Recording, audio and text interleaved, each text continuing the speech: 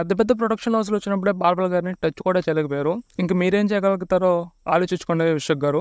అవును, నాకు ఇక్కడ అర్థం కాని విషయం ఏంటంటే విశ్వక్ గారు, మీరు చెప్పిన దాని మీద మీకు అంత కాన్ఫిడెన్స్ ఉన్నప్పుడు మరి స్టోరీలు పెట్టడం ఎందుకు, డిలీట్ చేయడం ఎందుకు? నేను తాగితే చిన్న బార్లని ఏర్లైతే వీర్లని లైన్ కడతా మైక్ పట్టి స్టేజ్ ఎక్కితే బోట్లన్నీ టైట్ అయితే నైట్ అయితే. హలో మై డియర్ జాతి రత్నాలు అన్ని ముత్యాలు. యాక్చువల్గా ఈ వీడియో అసలు మనకు సంబంధం లేని టాపిక్, అది మీకు తెలిసింది నాకు తెలిసిందే. బట్ విశ్వక్ గారు ఎందుకో కొంచెం లైన్ క్రాస్ చేశారని అయితే అనిపించింది. సో ఈ వీడియోలో మనం క్లియర్ గా వాళ్ళిద్దరి మీద రైవల్రీ ఏందనేది మీకు క్లియర్ గా చెప్తాను. యాక్చువల్గా ఏంటంటే రీసెంట్ గా సుశాంత్ బ్రో వచ్చి కల్కి 289 ట్రైలర్ మీద తన రివ్యూ అయితే పోస్ట్ చేశారు.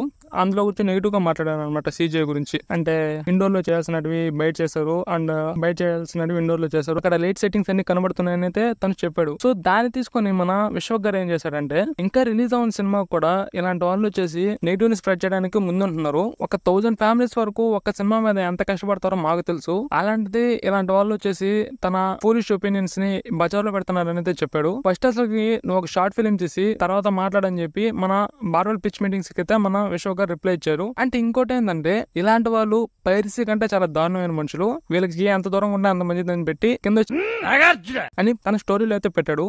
సో ఇన్ రిప్లై మన బార్బల్ గారు ఏం పెట్టారంటే, నేను రీసెంట్ గా నాగవంశీ గారితో ఓపెన్ కిడ్నీ విత్ బార్బల్ అని చెప్పి లైవ్ స్ట్రీమ్ అయితే చేశాను, మీకేమన్నా ఒపీనియన్స్ కావాలంటే అక్కడికి వచ్చి మాట్లాడుకుందాం అని చెప్పాడు. ఇన్ రిప్లై మన విశ్వక్ గారు మళ్ళీ ఏం పెట్టారంటే, నీ లేవులు ఏమన్నా ఉంటే వెళ్ళి స్పోకెన్ ఇంగ్లీష్ క్లాసులు చెప్పుకోగాని నా దగ్గర ఇవన్నీ చెప్పకోకు, ఫస్ట్ నువ్వు ఒక షార్ట్ ఫిల్మ్ తీసి అప్పుడు వచ్చి నాతో మాట్లాడని చెప్పి అంటాడు అనమాట. అండ్ కిందకు వచ్చి ఆశకు అద్దునాలి ఇలాంటివన్నీ మాట్లాడడానికి అని చెప్పి ఒక కొటేషన్ లాంటి టైప్ చేస్తారు. తర్వాత మన బార్బల్ గారు ఏం పెడతారంటే స్టోరీలో, ఎంతసేపు పడినా ఈ లడ్డూలో షార్ట్ ఫిల్మ్ కావాలంటనా అని చెప్పి పడతారు అనమాట. మీరు కూడా ఒక యాస్పైరింగ్ డైరెక్టరే కదా, అట్ ఎ పాయింట్ ఆఫ్ టైంలో మీరు అసలు ఇలా మాట్లాడడం ఏంటని చెప్పి బార్బల్ గారు అడుగుతారు. అండ్ ఇంకో పాయింట్ ఏంటంటే, అసలు మీరు ఏ పాయింట్ మీద తిడుతున్నారో చెప్పకుండా ఇలా తిట్టడం అనేది ఏమన్నా మాస్ అనుకుంటున్నారా అని చెప్పి మన విశ్వక్ గారికి అయితే రిప్లై ఇస్తాడు.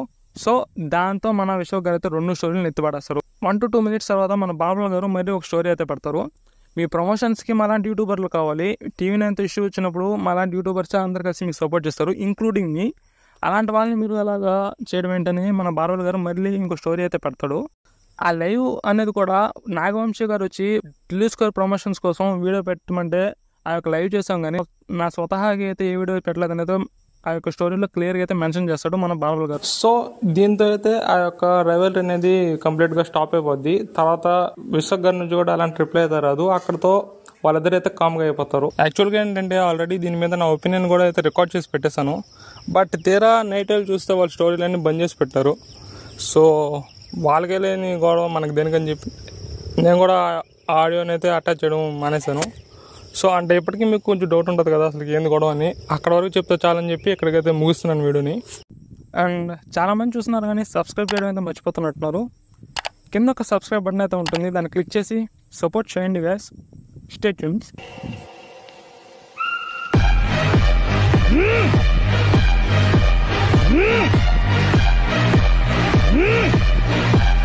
నేను తాగితే చిన్న బార్లని ఏర్లైతే వీర్లని లైన్ కడతా మైక్ పట్టి స్టేజ్ ఎక్కితే బోట్లన్నీ